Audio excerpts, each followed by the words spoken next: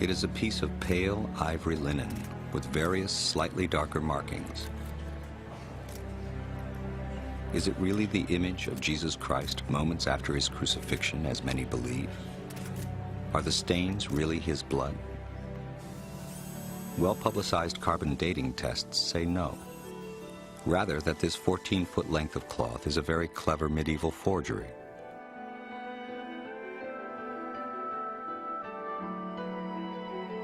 But recent information has raised serious doubts about the accuracy of the carbon dating. Scientists are again pressing their attention to the old question: is this an image of the crucified Jesus?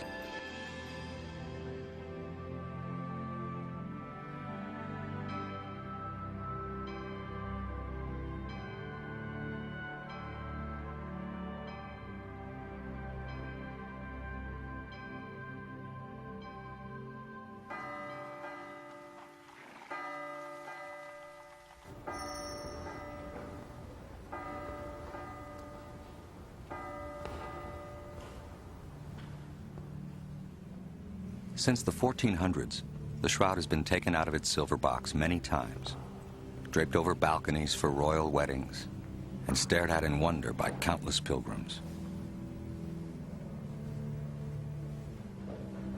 The shroud first appeared in Europe in 1355.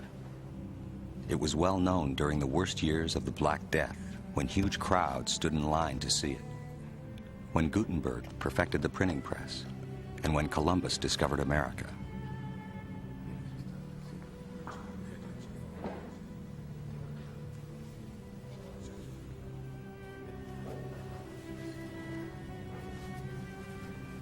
In an age short on scientific tools, in which forgeries were commonplace, the question of the shroud's authenticity could not really be resolved. The public generally assumed the shroud was authentic, but the debate between science and religion was just getting underway. In 1898, the church permitted examination of the cloth by the impersonal eye of a rather new invention, the camera.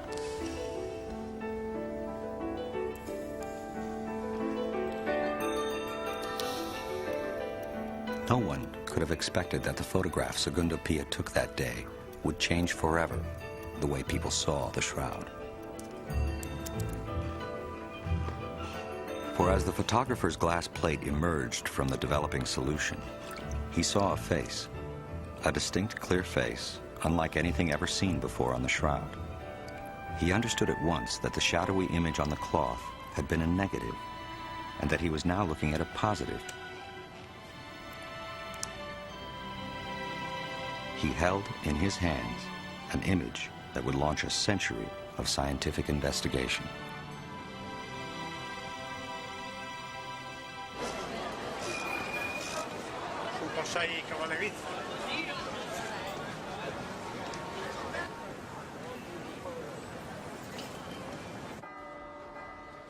A 100 years after that first photograph was taken, the city of Turin prepares for another public display of the cloth. In that time, it has become the most studied artifact in human history. A new high-tech home is being prepared for the shroud. A hermetically sealed case of aluminum and glass from which the air is pumped out and the inert gas argon pumped in. When the shroud is placed in here, it will never be rolled up or casually handled again.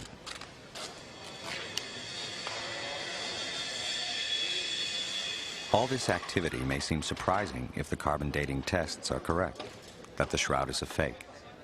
Is it blind faith, or is there reason to doubt the scientific findings? The shroud is again the center of controversy. At an unmarked side entrance, restricted access enforced by guards,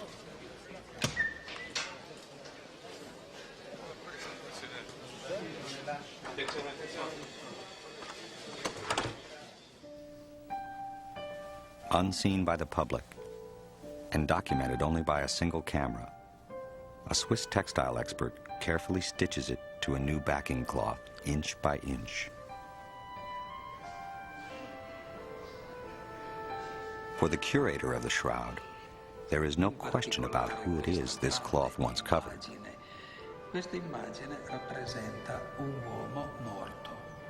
This image represents a man who died from the torture of crucifixion. On the Shroud of Turin, there are 3 types of markings. The most obvious marks are scorches from a fire that almost destroyed the shroud in the Middle Ages. Then there is the anatomically correct image of a man, front view and back. And third, what appear to be bloodstains. The bloodstains match biblical descriptions about the torture and crucifixion of Jesus. The beating, the crown of thorns, the spear wound. But is the blood really blood? And how did the image get onto the cloth in the first place? The persistent mystery surrounding these questions has challenged scientists for generations. Students at this college in Glendale, California, get a special glimpse into the ongoing debate about the shroud. Their professor, Angelo Montante, uses the shroud as a teaching tool. This is one of the most amazing cultural artifacts that we find in the history of Western civilization. Clues can be drawn out of it that gives us a perspective on the past. The Bible does not give us details dealing with the crucifixion of Jesus of Nazareth.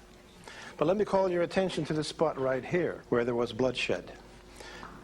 If classical paintings were correct, he should have been nailed through the palm. But he wasn't. He was nailed through the wrist.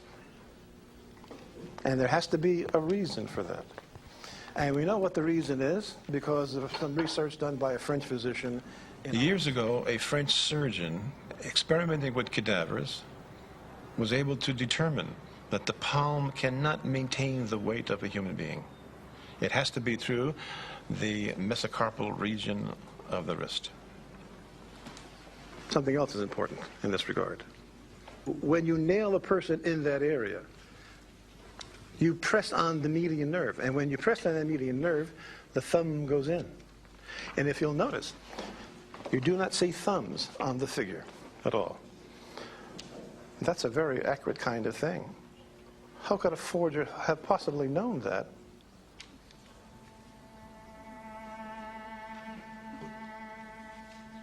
Here we have another enhanced image of the shroud. This darkened matter represents blood. Hair, more blood on the arms. And then the whole torso is bleeding. On the side of the torso, near the 5th rib, is an unusual exudation of blood.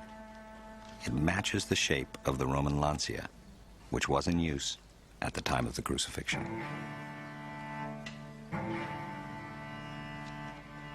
There is a lot of blood on the shroud.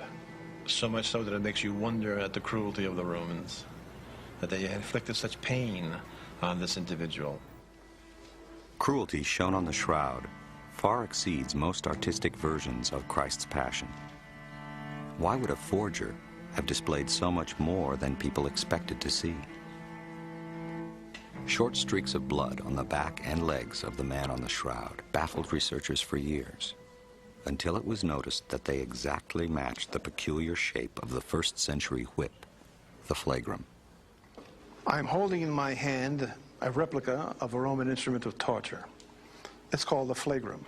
And at the end of each thong, you find these dumbbells. Notice that there is a space between the 2 dumbbells.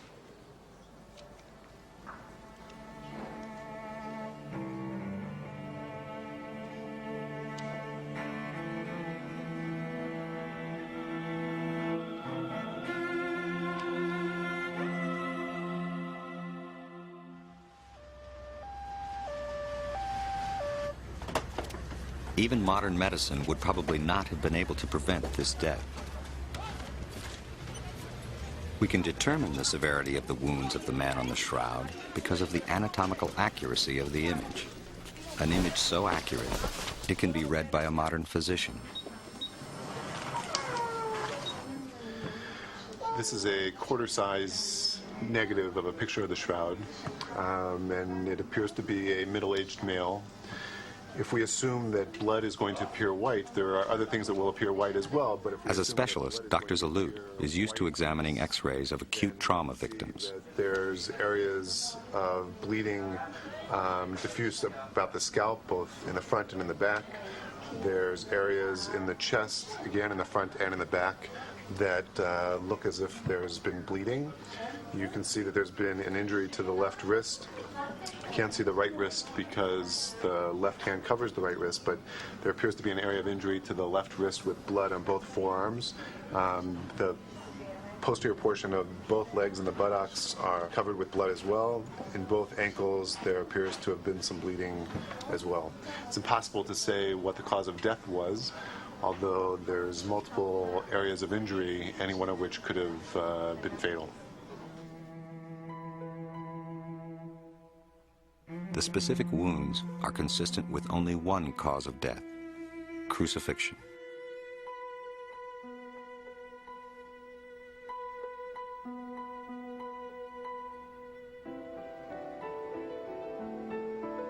In the late 1970s, a group of scientists pressured the church to let them examine the shroud with the latest technology. An agreement was finally reached, and the Shroud of Turin research project, STIRP, was on its way to Italy. STIRP was put together primarily with the purpose of examining the shroud to determine how the image was formed. But we had the big problem of never being able to see the thing we were to examine until we got there. It was like an expedition into an unknown part of the jungle. We brought with us a host of technologies, virtually every type of imaging that we had available to us to determine how the image was formed.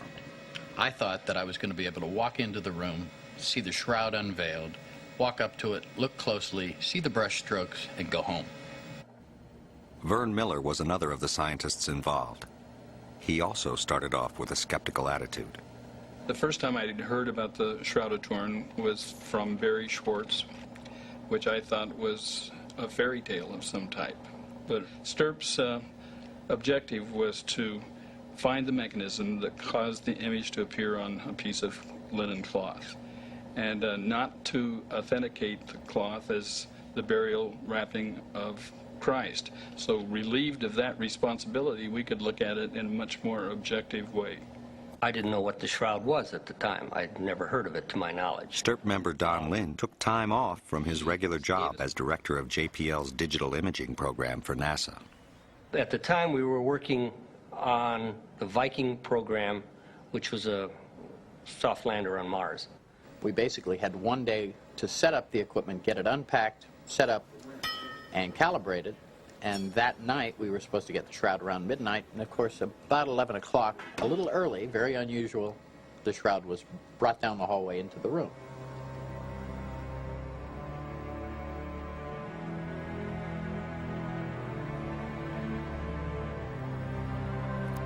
One of the first experiments that was done on the shroud was to separate the cloth from its backing cloth in a small area, about 4 inches. That allowed us the first look at the backside or the underside of the Shroud of Turin in 400 years, and this image is the precise moment that they took their first peek at the back of the shroud.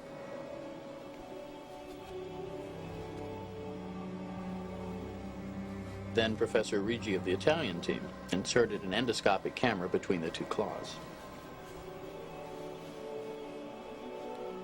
When I saw that focusing light underneath the number 3 bloodstain, I turned off the room lights, he turned on the focusing light, and we saw for the first time that the bloodstains had actually soaked into the cloth the way blood would, and the image did not. Right away, a significant discovery. When viewed from the front, both the image and the blood are seen clearly. But when light is shown through the back of the shroud, the blood is visible, but the image is not.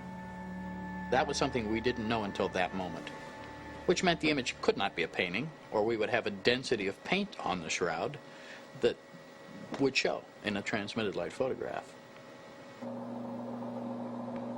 We were all anxious to find if the blood was real or not.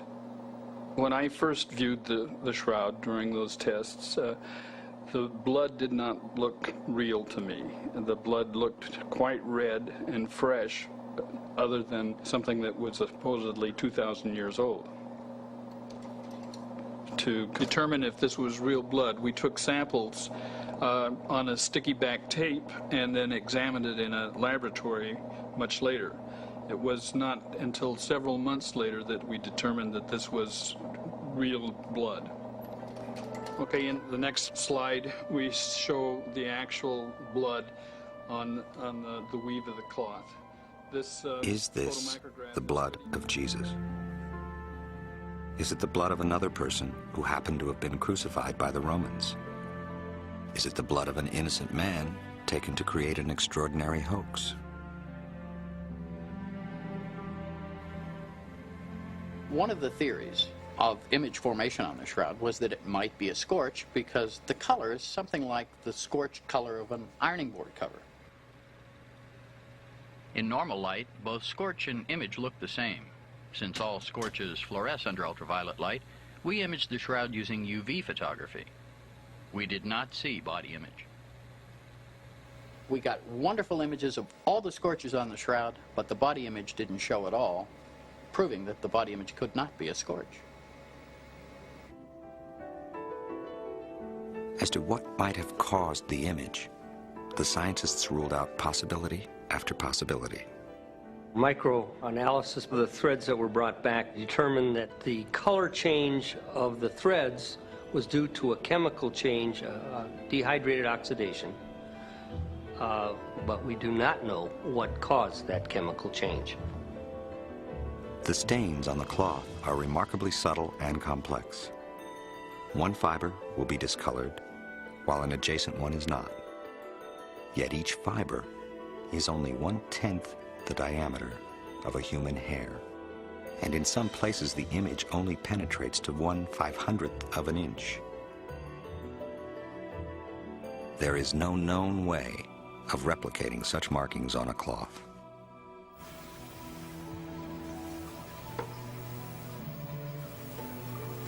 Most experts are now convinced that the image was not painted.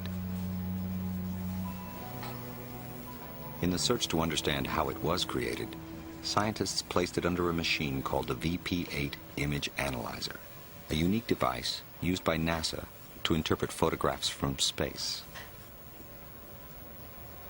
If we place a perfectly normal young man's picture under the VP, any two-dimensional image, such as a photograph or a painting, will not be read properly. The shape of the original object will appear distorted. the hair, which we know to be over the brow, is actually sunken because it's darker, whereas the face, the cheeks, are actually elevated because they're lighter. A photograph of the shroud should be distorted as well. But it isn't.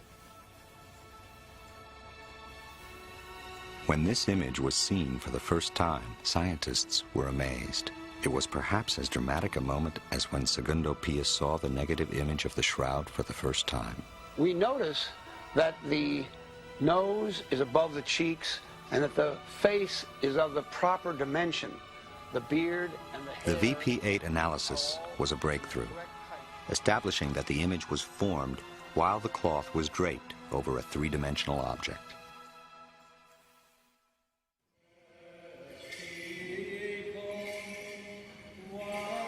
In the Eastern Orthodox tradition, on Good Friday, to mark the day Jesus died, a woven tapestry is brought out, carried as if being taken from a tomb.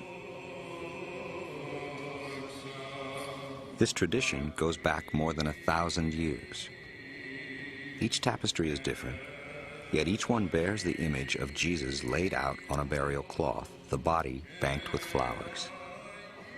The similarity to the shroud is unmistakable. Many say that this tradition of placing flowers around an image of Jesus in his shroud goes back to the very beginnings of the Christian Church.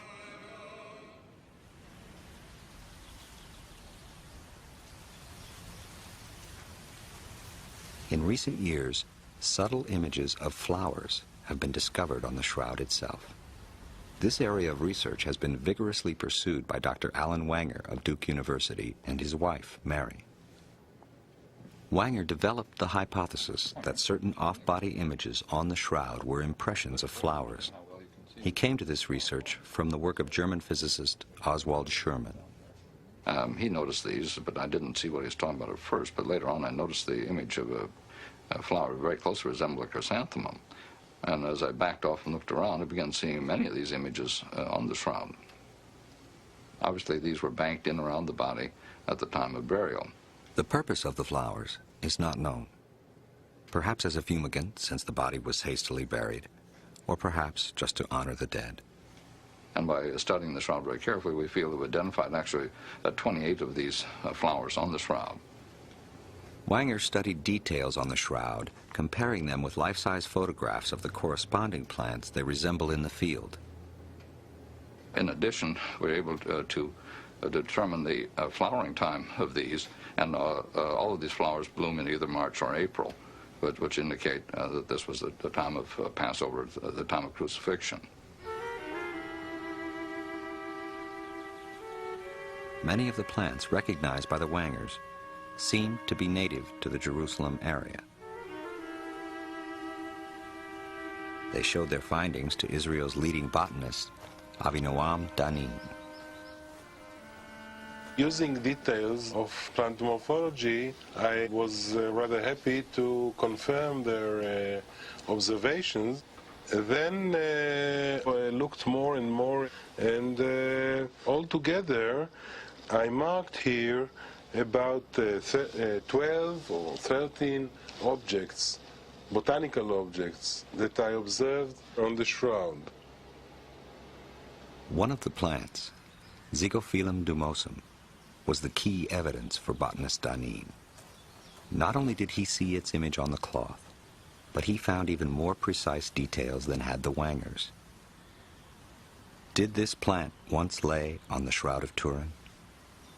We can see here the image of Zygophyllum dumosum. The winter leaf looks like that.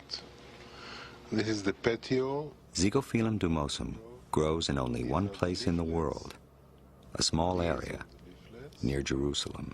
The 4 leaves I found is so clear that I can state that the stem of Zygophyllum dumosum was laid on the shroud in the spring. Additionally, I could say to you that it couldn't be that the shroud was made somewhere else. It had to be here.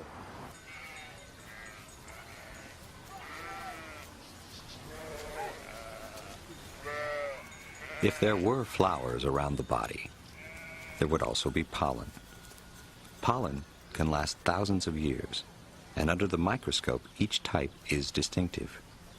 Clues too small for the naked eye, just waiting for the right detective.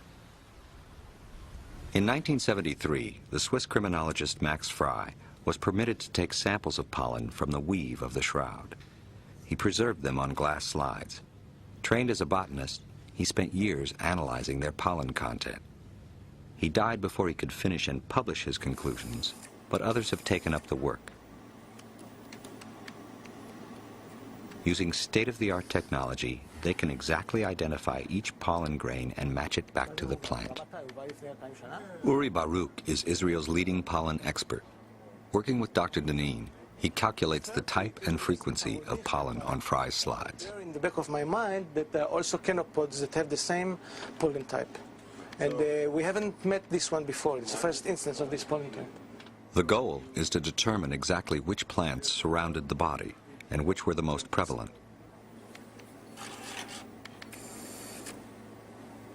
Of the 58 pollen types identified so far, 28 of the plants exist only in the Middle East. Proof that the cloth spent part of its history there. Many are still part of the lives of the people of the region, like Fagonia mollis. The leaves of Fagonia mollis are used by the Bedouin in southern Sinai to heal superficial wounds. They take the green stems and leaves and burn it. The powdered ash is used to put on the wound. They call it uraga.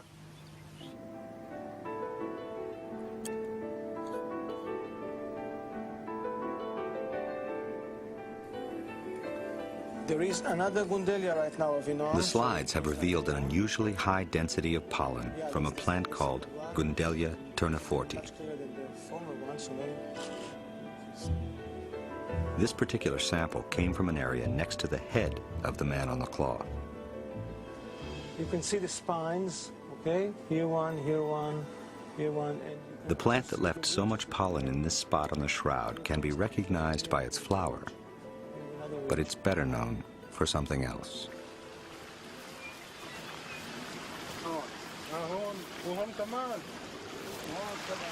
I have to use my knife because it's a highly spiny plant.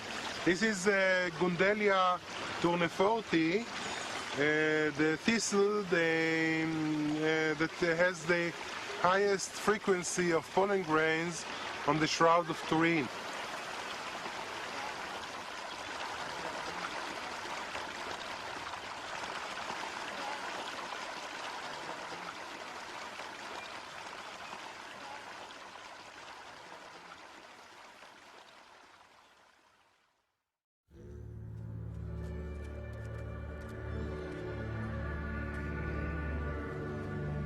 In this Greek Orthodox monastery, deep in the Sinai desert, is a very special painting of Jesus Christ, known as the Pantocrator. Many researchers are convinced that it was painted while looking at the shroud. It was painted in the 6th century. We see on the icon that the eyes have a very large staring appearance. But if we rotate to the shroud, we see that the eyes on the shroud have the appearance of being wide and staring and a little off-center. We notice Dr. Wanger has perfected a polarized light technique for comparing shroud images with other images, like the Pantocrator. And as I rotate the filter looking at these two images on the screen, one image will fade into the other. We do this for exacting comparisons. On the icon, we can notice what appears to be a tear trickling down the cheek at this point. But if we rotate to the shroud, we actually find that there's a little stain, possibly a blood stain, running down the same place. If we drop down to the tip of the nose on the icon and then shift to the shroud, we notice the configuration of the nose is quite exacting. Looking down at the lips on the icon, we see that there are apparently chapped lips here. But if we look at the detail on the shroud, we notice that all of those marks are visible on the shroud.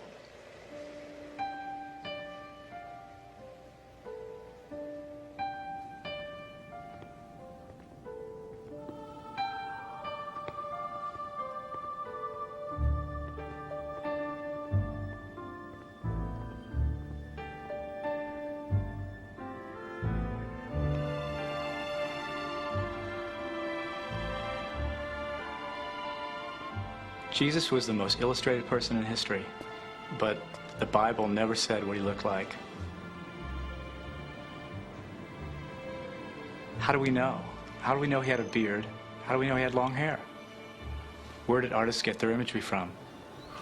Art historian Jack Riley has made a study of the face of Jesus in painting. Is there a common source for this image we all know so well? Each artist has his own view of the man. Suffering, triumphant, the Redeemer, the humble. Yet artists over the centuries have stayed within certain parameters that allow us to recognize the man as Jesus. What are the guidelines, and where did they come from? Riley and many other researchers believe there was a prototype Jesus that set the standard centuries ago. The search for that prototype has taken researchers back to the first centuries following Jesus' death. How would an artist get from this image to this image, where we have the beard, no beard, the hair falling down, parted in the middle on both sides? Not here. This Jesus looks like a Roman god. He's painted in a youthful manner, doesn't have the same characteristics. The question is, what's missing. In the 1930s, French researcher Paul Vignon noted numerous markings on the paintings that have been done of Jesus Christ for many years. These came to be known as the Vignon markings. Let's take a look at some of them. First of all, notice this line transversing across the forehead of Christ. And look at this, a geometric three-sided square on the bridge of the nose. Also, another triangle right here on the nose, an elongated nose that is indicative of numerous paintings of Christ from the period. Scholars have identified the owl-like eyes, the elongated nose, and the rest of Vignon's markings on the shroud. Was the shroud the model in the first place? Here we have some reproductions of some 11th and 12th century paintings in which you'll notice these geometric markings. First of all, right here between the nose, you see that strange geometric U-shaped three-sided square. The owl-like eyes. The elongated nose is a characteristic. Notice the two long strands of hair hanging down on the forehead. On all four of these images, all four, you see the wisps of hair. Not one strand, but you actually have two strands of hair. All of these markings, all of these congruent points lead me to believe that something influenced these artists.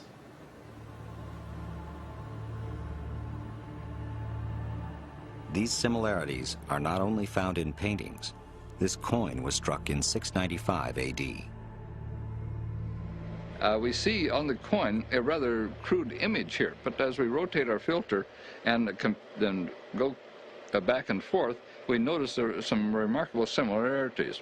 For instance, if we look on the coin, we notice these large clefts off the side of the face here, but if we go to the shroud, we see exactly the same cleft.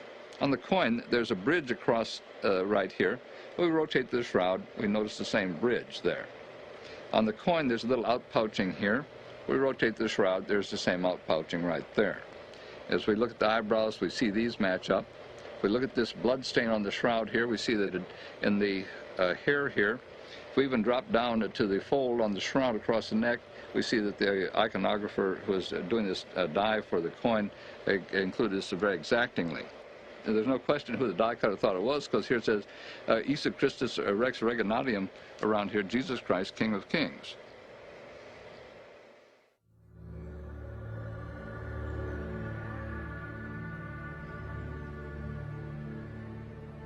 If the shroud is the burial cloth of Jesus, then it began its journey here, where Jesus died.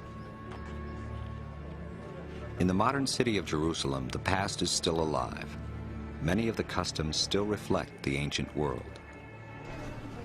Does the burial of the man on the shroud fit with ancient Jewish culture? American-born Rabbi Micha Halpern has lived in Israel for many years. He has made a specialty of first-century Jewish life. This is the Via Dolorosa. It's about 1 mile long. It's the traditional place from which Jesus walked to his crucifixion. And pilgrims come from all over the world and have been coming for centuries to traverse this very path. 20 shekel book. Anybody want something? $4. Jerusalem at the time was a Jewish city, and as a result, Jesus would have been buried in the context of Jewish law. Shroud scholars believe that the burial of Jesus, though hasty, was performed in accordance with Jewish custom. The Jewish Bible relates that one should remember the Sabbath day to keep it holy. On Friday afternoon, people are running and hustling and bustling in order to finish their chores before the Sabbath enters. So too was the case 2,000 years ago. Jesus was taken down from the cross on Friday in order to speedily inter him before the Sabbath day, because nothing can be done on Sabbath. No work, only rest. Is there any record of the shroud in the earliest years right after the death of Jesus? According to legend, a king in nearby Edessa fell gravely ill and called for the Jewish healer. Jesus has already died, but a cloth bearing his image is delivered to the king.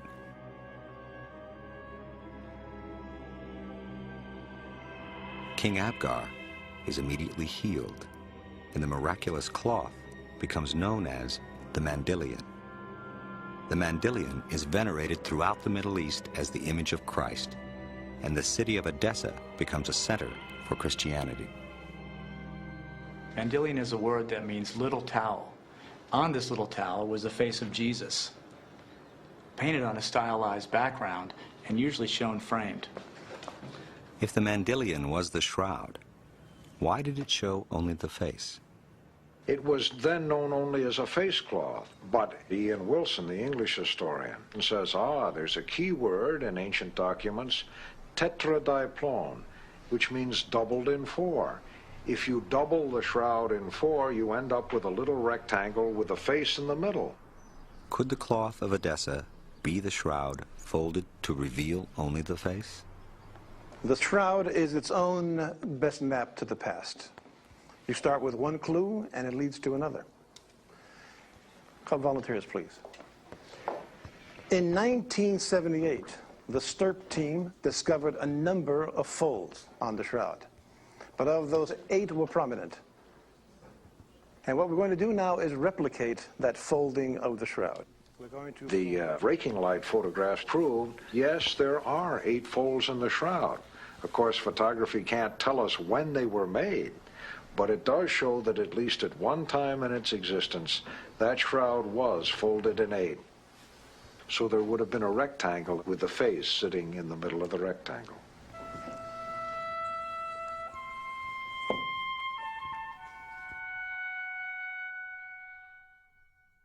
In the year 944, the Mandylion was moved to Constantinople, where it was periodically placed on public view. There, in 1203, a French knight from the Fourth Crusade reported seeing the image of Christ's body on a cloth. A year later, the Crusaders sacked the city and carried their spoils to Europe. Here, the record of the Mandylion abruptly ends, and the record of the shroud begins.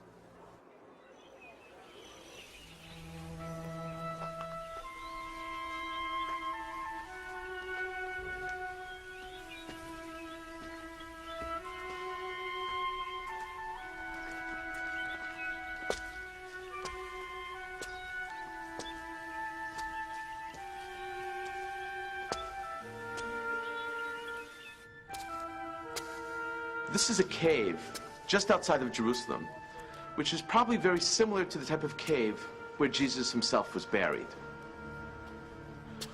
It would be closed with a large rock, a boulder most probably, and that's how the Christian Bible actually describes the burial of Jesus. When the STIRP team examined the underside of the shroud, they found that some pollen grains could not be identified because they were coated with a mineral. This mineral was subsequently analyzed and traced. And investigating the mineral, they discovered that it was a limestone of sorts. A limestone very, very rare and indigenous to an area outside of Jerusalem.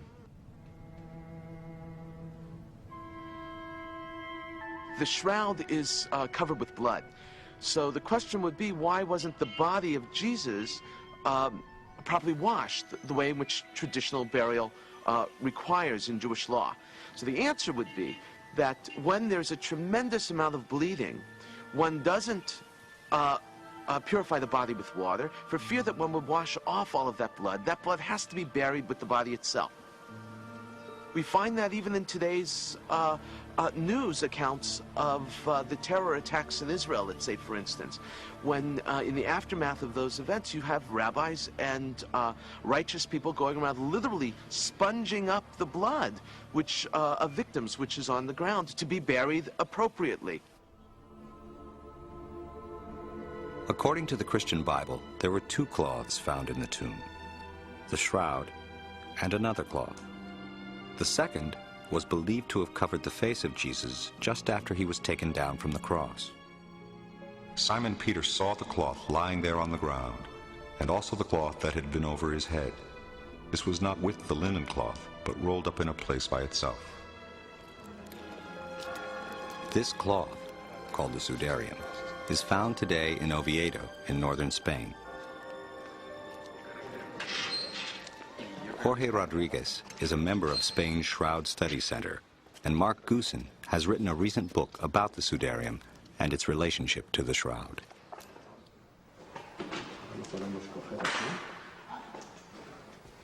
The sudarium is covered with blood, but there is no image, as there is on the shroud. It is believed that this cloth was removed from the face before the body was wrapped in the shroud. The cloth was running away from danger. It was always just ahead of the invaders, just escaping, always going further north to the safer places, and this is where it stayed. This was the safest place in Spain during the Moorish invasion. It began its journey out of Jerusalem in the year 614 to escape an advancing Persian army. First taken to Alexandria, it was repeatedly moved westward along the African coast until it reached Toledo in Christian Spain. When the Moorish invasion of Spain began in 711, the sudarium was rushed further north into the mountains and hidden in a cave.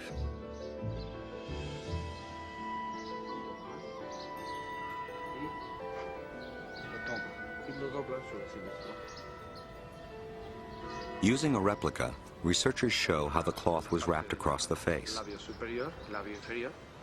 They believe it was pressed to the face, absorbing blood and other fluids consistent with the Jewish custom respectfully covering the face of a victim of violence, and then preserving the covering to keep the blood with the body. And these stains here are particularly interesting because they coincide exactly with the stains on the back of the shroud, on the dorsal image of the blood again that was caught in the hair from the wounds from the crown of thorns. And they're exactly the same here. Recent home video analysis by Dr. Alan Wanger reveals remarkable similarities between the sudarium and the shroud. Shroud face superimposed on that of the sudarium. Blood stains, as the most marked one, and one of the easier reference is this blood stain right here. Dropping down to the area on the nose, as we see congruence down here. And as we shift into the hair here, we can see again congruences of these blood stains. The blood type on the cloth of Oviedo has been found to be type AB.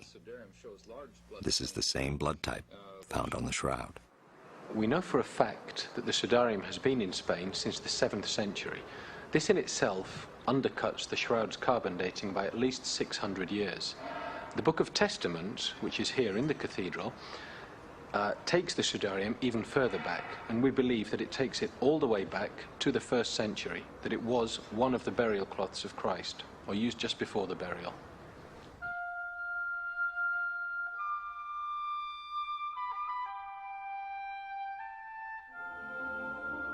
In 1988, carbon dating tests concluded that the shroud was no more than 600 years old.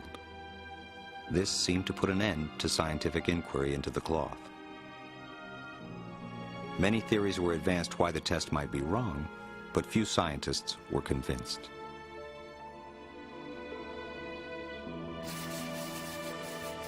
Then, microbiologist Dr. Garza Valdez announced a significant discovery, a coating he found on ancient cloth fibers caused by bacteria, which can distort carbon dating.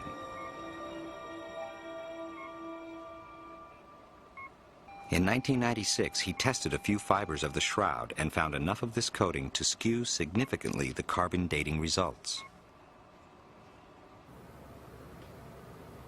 Physicist Dr. Harry Gove is the inventor of the modern technique for carbon dating. This bacterial contamination is something that the people who did the carbon dating were not aware of. In fact, I don't think anyone was aware of it until Garza Valdez discovered this possibility. Even if they had been aware of it, the cleaning procedure that they used would not have taken care of it. So there was no way that they could have made an absolutely unequivocal date of the shroud material. With the results of the carbon dating now in question, scientists are already at work finding a way to separate the bioplastic coating from the original linen. When the procedure for separating the cellulose from the bioplastic coating is well established, then I think we would be prepared to offer to do another carbon date on the shroud. Whether the offer would be accepted is is not at all clear. With regard to the carbon dating, there is one more factor which, if it occurred, would definitely have thrown off the results. Radiation. If what I am told by physicists is correct, it's a projected image. And in other words, it's almost as though the body were floating in the middle of the cloth and all of the projection comes off at right angles to the body. This image is directly collimated from the body. That is, it's parallel to gravity. This is so unique that it has to be explained as a radiation phenomena. And as we rotate back, Radiation may be the only way to explain recent findings that the image is like an X-ray, revealing internal structures of the body. we are seeing the bones, the metacarpals, here. Even more striking, as we shift up to the wrist area and rotate back and forth, looking here, we can identify the individual wrist bones on the Shroud at Turin. We see skeletal features in the depth of the body consistent with some type of X-radiation. And so we feel that the image, other than the direct contact from blood and so forth, is basically formed by this remarkable and unique situation of radiation. Superimposing a skull over the face of the shroud reveals internal structures with remarkable clarity. We can see that we are seeing the images of teeth here. As we shift back and forth, we can see on the shroud here are the teeth, roots and all. And what is the source of the radiation? Some researchers feel they have the answer to that one too. I believe this image is on the cloth because of the transformation that occurred during the resurrection. The body transferred from one medium to another, and in so doing, it left a recoil. And it's just such a recoil of particles radiating from the body that marked the image on the shroud. That's why we get the three-dimensional effect and other things. What does that? I don't know. Let alone, how do you get that kind of energy out of a corpse?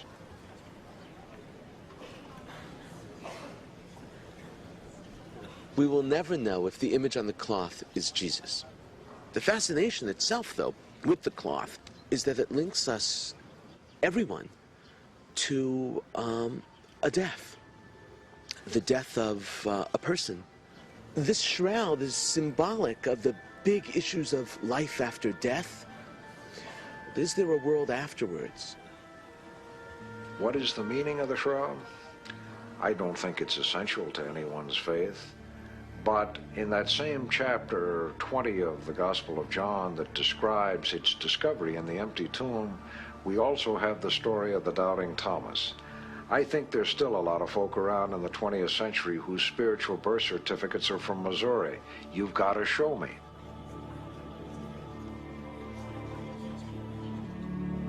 What kept my attention over all these years is the sheer mystery of it.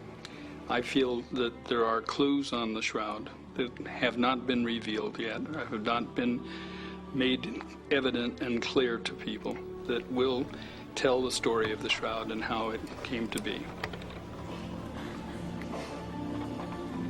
I knew people were going to ask me whether I had any great religious experiences or anything like that. So I sat down about 3 o'clock in the morning, and very quiet, there weren't anybody around, and looked at the shroud and said, okay, how do you feel? What do you feel? No, I had no great religious experience. I didn't, But the one thing that kept really sinking into my mind was looking at the face as opposed to the body. The face has a very serene, peaceful look. And the body is terribly beat up. The two just don't go together.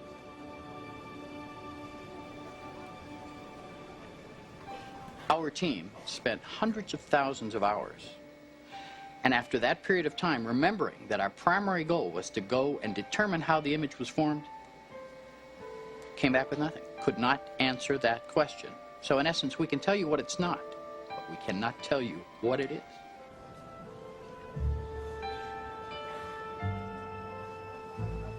Theology should not be in conflict with technology. Reason can never prove the divinity of Christ. Science can't make a theological statement. At best, it can say, this probably wrapped the historical Jesus of Nazareth. But the question that theology asked is, who do you say that I am? No scientific laboratory can answer that one. It's still up to the individual to review the evidence and decide for him or herself just what the Shroud of Turin really is.